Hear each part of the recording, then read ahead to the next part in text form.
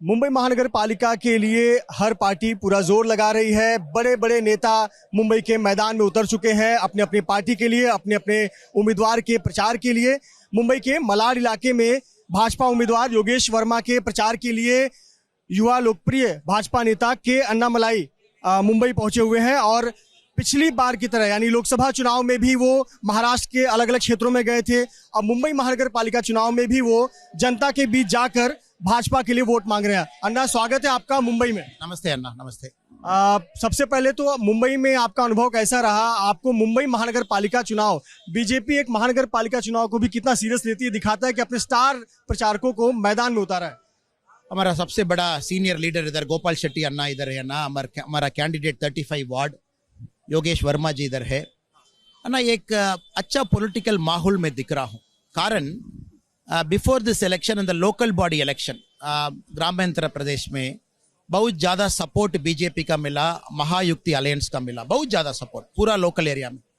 So immediately BMC election is happening, पूरा महाराष्ट्र का corporation municipality का election. So people are very clear, they want a triple engine सरकार। People का triple engine सरकार चाहिए।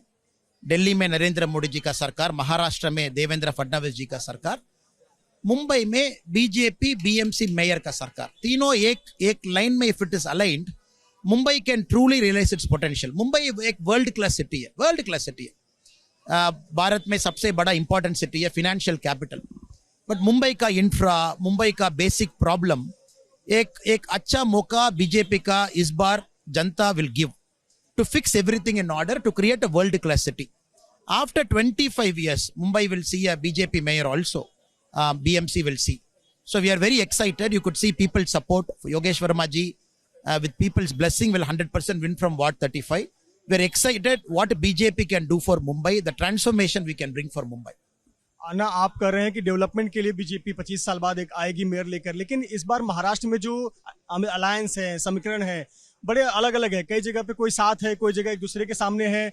बड़ी इलेक्शंस बहुत मुश्किल इलेक्शंस है। कारण एक ज्यादा नेता का इलेक्शन है, बहुत ज्यादा लोकल सपोर्ट, एक नेता का एक पॉपुलैरिटी है, नेता के ऊपर एक पार्टी है, पार्टी सिंबल में इलेक्शन है, बट स्टिल नेता बहुत इंपॉर्टेंट है लोकल बॉडी में। So we need not take this very seriously Anna. हमारा एक अलायंस पार्टनर मुंबई में अकेले लड़ रहा हूँ। मुंबई में different areas there is a combination. But I would say people largely want to vote for BJP. People largely want to vote for Narendra Modi ji. वो सच है, that I can see. So, आसपास में छोटा एक adjustments local body elections में होना पड़ेगा ना। कारण एक this is very important. You can't cut seats for people. You have to accommodate everybody. You have to accommodate all interest. So I am not taking that very seriously. And the alliance is very strong. In BMC, BJP and our partners will win big. आप कैसे देखते हैं मुंबई में Thackeray brand को? दो ठाकरे भाई, राज ठाकरे, उद्धव ठाकरे एक साथ आ गए, वो कितना बड़ा चैलेंज है बीजेपी के लिए? ना, Thackeray ji we all know is a very big person. Beyond Mumbai, his politics is very important. But right now, his son and his grandson, they don't live up to Thakre ji's legacy. They don't live up to his legacy, and that is why people have rejected them. So the real Shiv Sena, we all know Shinde ji's hard work. We have seen that in rural elections also. We have seen this in Maharashtra assembly elections also. So the original followers of Thakre ji's vision, they continue to be with BJP, continue to be with Shinde ji.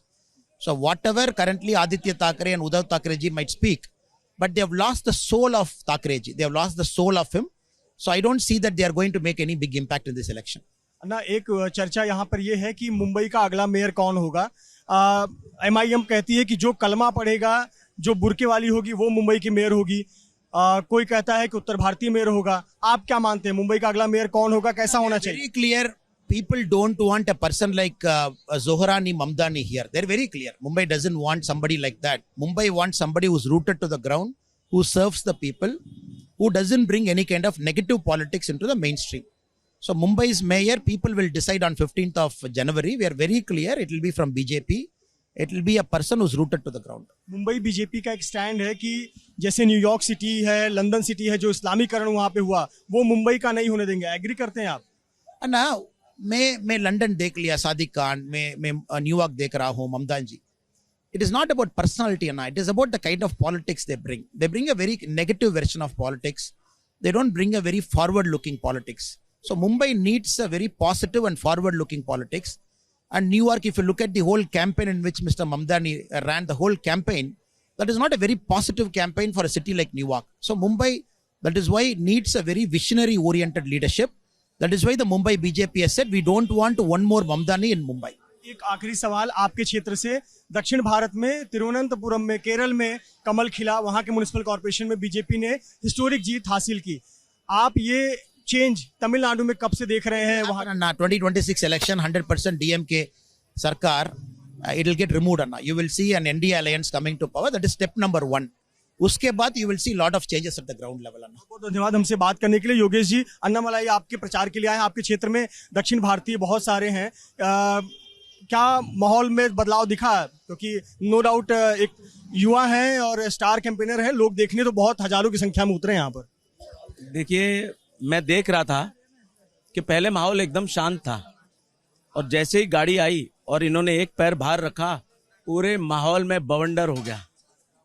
Annamalai अपने आप में एक तूफान है और वो लोग उनको महसूस करते हैं।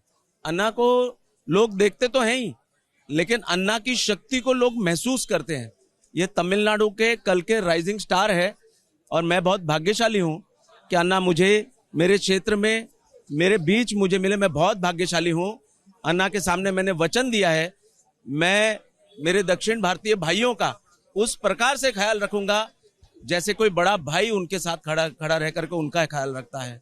मैं अन्ना को आज वचन देता हूँ। बहुत धन्यवाद हमसे बात करने के लिए कि अन्नामलाई योगेश वर्मा जिन्होंने अपनी बात रखी और अन्नामलाई ने विश्वास जताया कि 25 साल बाद मुंबई का अगला मेयर भारतीय जनता पार्टी महायुति का होगा। कैमरामैन योगेंद्र गुप्ता के साथ मृत्युंजय सिंह, एबीपी न्यूज, मुंबई।